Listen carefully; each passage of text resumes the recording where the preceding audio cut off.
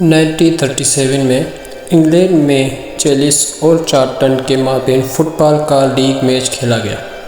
Match کو 60ویں minute میں شدید دھند کی وجہ سے روک دیا گیا، لیکن چارلٹن کی ٹیم کے گول کیپر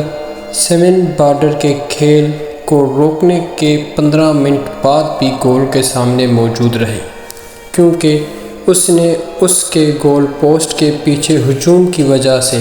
ریفری کی سیٹی نہیں سنی تھی۔ وہ اپنے بازو کو پھیلائے ہوئے اور اپنی توجہ مرکوز کر کے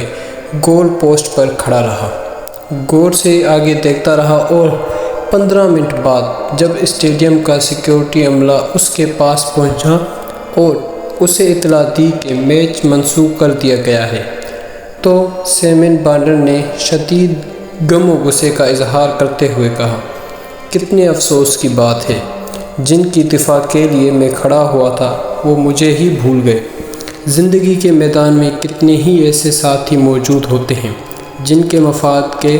دفاع کے لیے